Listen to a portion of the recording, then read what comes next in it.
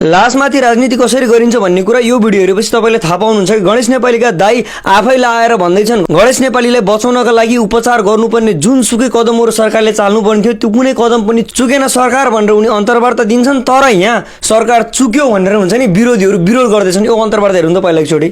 सरकारले जुन उपचारको लागि जति कुरा गर्नु पर्ने थियो त्यहाँ कोही चुकेको जस्तो लाग्छ तपाईलाई? त्यस्तो त लाग्दैन।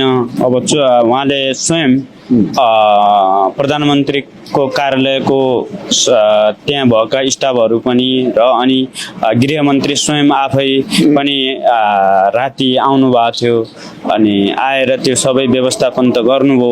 अब दिल्ली लाने कुरा पनि गर्नुहुन्थ्यो तर अब भाइको जटिल अवस्था गइसक्या रहेछ। दिल्ली लाने सबै कुरा तय थियो। म र मदनजीलाई थोरै खाजा आएको थियो त्यो रात, तर उहाँले खान सक्नु भएन। के देख्यो भने पत्रकारहरूको पत्रकारिता देखेपछि म चकित भएँ। लासमाथि पनि स्टन्ट चलिरहेको थियो, भ्युज कसरी आउँछ त्यो चलिरहेको थियो। म कसैलाई के भन्न चाहदिनँ, पत्रकारिता आफैमा जोखिमपूर्ण पेसा हो। दिवाकरजी केही पत्रकारहरूले हामीलाई सिकाउँदैछन् यो बोल सरकारको विरोधमा बोल भनेर सिकाइरहेका छन्। उहाँले भन्नुभएको थियो यदि उहाँको मनमा पाप भएको भए उहाँले यो कुरा भन्नुहुने थिएन। तपाईँले पत्रकारहरूले पनि उचाल्ने पछार्ने सरकारको विरोधमा बोल्न लगाउने टाइपको गरे भन्न त भनिरहेको थिएँ। अब मैले चाहिँ प्रायः जसो मैले अन्तर्वार्ता कसैसँग दिइनँ।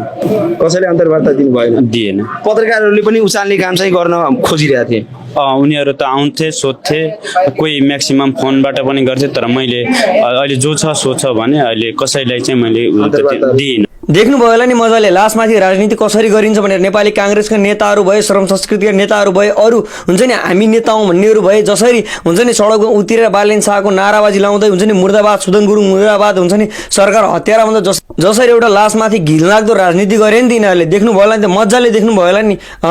यहाँ न्याय माग्नुभन्दा पनि यहाँ सबैजना स्वार्थका पछाडि र स्वार्थका लागि हिँडेका हुन्। मैले उहिले भनेका हुँ जोसुकै न्याय माग्न गएका भए पनि ती न्याय माग्न गएका न्याय पक्षदायी होइनन्। ती सबै आफ्ना पार्टीका स्टन्ट लिन र आफ्नो पार्टीलाई अगाडि ल्याउनका लागि र आफ्नो फाइदाका लागि मात्र आन्दोलनमा गएर सरकारको विरोध गरेका हुन्। योभन्दा अरू कुनै अप्सन छैन।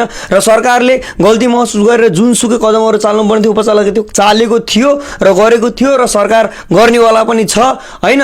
तर है सबैलाई म भन्न चाहन्छु आत्मदह आत्महत्या होइन समस्याको समाधान होइन। त्यसैले समस्याको समाधान खोज्नु होला, सबैजनाले आत्महत्या नगर्नु होला। र यो सरकारको विरोधीहरूलाई विरोध गर्ने बाटो कसैले पनि सकेसम्म नदिनु होला, म यही भन्न चाहन्छु। होइन भनेपछि यी विरोधीहरूले जसरी भए पनि उपाय निकालेर सरकारको विरोध र राजनीति खेल्न चाहिँ सुरु गरिहाल्छन्। यो कुरा चाहिँ पक्का।